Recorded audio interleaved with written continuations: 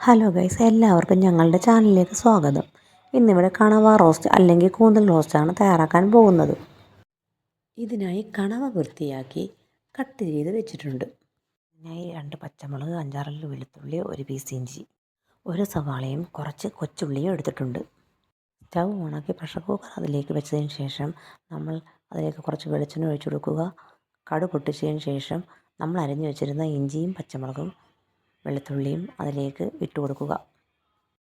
ഇനി നമുക്ക് സ്റ്റൗ ചെറിയ ഫ്ലെയിമിൽ വെച്ചതിന് ശേഷം ഇതെല്ലാം ഒന്ന് ചെറുതായിട്ടൊന്ന് വഴറ്റി കൊടുക്കാം. ഇത് ചെറുതായിട്ടൊന്ന് ബ്രൗൺ കളർ ആകുന്നിടം വരെ നമുക്കൊന്ന് ഇളക്കി കൊടുക്കണം. അങ്ങനെ ചെറുതായിട്ടൊന്ന് ബ്രൗൺ കളർ ആകുന്നുണ്ട്.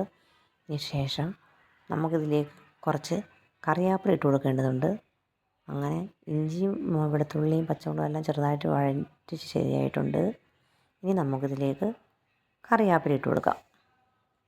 നമ്മുടെ കയ്യിലുള്ള കണവയ്ക്കനുസരിച്ച് ഇഞ്ചിയും പച്ചമുളകും വെളുത്തുള്ളിയും ചേർത്ത് കൊടുക്കേണ്ടതാണ്. നമ്മളിത് ചേർത്ത് കൊടുത്ത് ഇതിപ്പോൾ ഏകദേശം കുറച്ച് വഴറ്റി ശരിയായിട്ടുണ്ട്. ഇനി നമുക്കിതിലേക്ക് നമ്മൾ അരിഞ്ഞു വെച്ചിരുന്ന സവാളയും ചെറിയ ഉള്ളിയും ചേർത്ത് കൊടുക്കാം. സവാള ഇട്ട കറിക്ക് മധുരം കൂടുന്നതിനാൽ ചെറിയ അല്ലി ഉള്ളിയാണ് ഞാൻ കൂടുതലും ചേർത്ത് കൊടുത്തേക്കുന്നത്. ഞാൻ 20 അല്ലി ചെറിയ ഉള്ളി എടുത്തിട്ടുണ്ട്. ഇനി നമുക്ക് മീഡിയം ഫ്ലെയിമിൽ ഇത് നമുക്കൊന്ന് ഇളക്കി കൊടുക്കാം. സവാളയും ചെറിയ ഉള്ളിയും ഏകദേശം ഒരു ബ്രൗൺ കളർ ആവുന്നിടം വരെ നമ്മളിത് ഇളക്കി കൊടുത്തുകൊണ്ടിരിക്കണം. നമ്മൾ ലോ ഫ്ലെയിമിൽ വെച്ചില്ലെങ്കിൽ ഇത് അടിക്ക് പിടിക്കുന്നതാണ്. ഇത് ഏകദേശം ഒരു ബ്രൗൺ കളർ ആകുന്നിടം വരെ ഇളക്കുകയും വേണം. അതുകൊണ്ട് നമുക്കിത് ഇളക്കുന്നത് നിർത്തണ്ട, എല്ലാവരും ഇത് ഒന്ന് ഇളക്കിക്കൊണ്ടേയിരിക്കണം. അടി പിടിക്കാതെ നോക്കണം. നമ്മുടെ കയ്യിലുള്ള കണവയ്ക്കനുസരിച്ച് വേണം നമ്മൾ സവാളയും ചെറിയ ഉള്ളിയും ചേർക്കേണ്ടത്. ഇപ്പോൾ ദാ ഏകദേശം ബ്രൗൺ കളറായിരിക്കുകയാണ്. ഇനി നമുക്കിതിലേക്ക് പൊടികൾ ചേർത്ത് കൊടുക്കാം. ഞാൻ ഇതിലേക്ക് 1/2 ടേബിൾ സ്പൂൺ മുളക് പൊടി, 1 ടേബിൾ സ്പൂൺ മല്ലിപ്പൊടി, 1/4 ടേബിൾ സ്പൂൺ മഞ്ഞൾപ്പൊടി എന്നിവയാണ് ചേർത്തത്. അവ ചേർത്തതിന് ശേഷം നമുക്ക് അതിൻ്റെ പച്ചമണം മാറുന്നിടം വരെ ഒന്ന് ഇളക്കി കൊടുത്തുകൊണ്ടേയിരിക്കാം.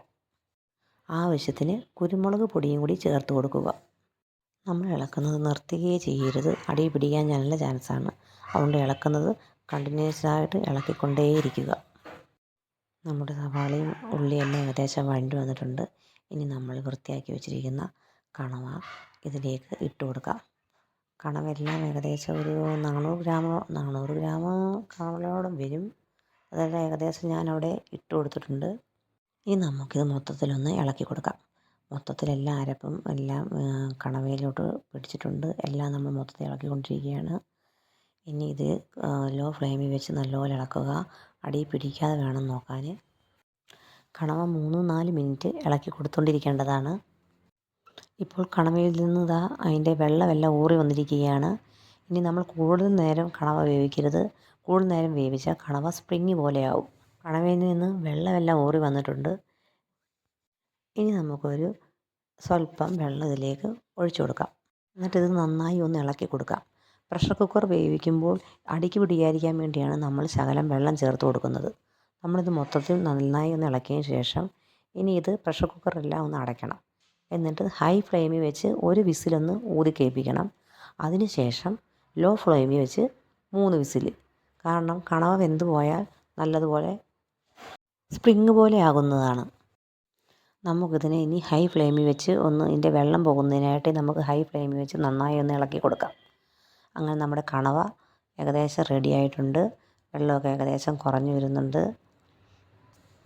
നിങ്ങളുടെ എല്ലാ നാട്ടിൽ എന്താണ് പറയുന്നത്? കണവയിൽ നിന്നോ കൂന്തൽ നിന്നോ? എല്ലാവരും കമൻറ്റ് ചെയ്യണേ. ഇപ്പോൾ വെള്ളമെല്ലാം ഏകദേശം കുറഞ്ഞു വന്നിട്ടുണ്ട്. നമ്മൾ ഇളക്കുന്നത് കണ്ടിന്യൂസ് ആയിട്ട് തന്നെ തുടരണം, അല്ലെങ്കിൽ അടിക്ക് പിടിക്കും. അതുകൊണ്ട് കണ്ടിന്യൂസ് ഇളക്കി കൊടുക്കുക. ഇപ്പോൾ ഏകദേശം നമ്മുടെ കണവ റോസ്റ്റ് റെഡി ആയിരിക്കുകയാണ്. നിങ്ങൾക്ക് എല്ലാവർക്കും ഇഷ്ടമായോ എൻ്റെ കണവ റോസ്റ്റ്? എല്ലാവർക്കും ഈ വീഡിയോ ഇഷ്ടപ്പെട്ടെങ്കിൽ ലൈക്ക് ചെയ്യുക, ഷെയർ ചെയ്യുക, സബ്സ്ക്രൈബ് ചെയ്യുക. ബായ്.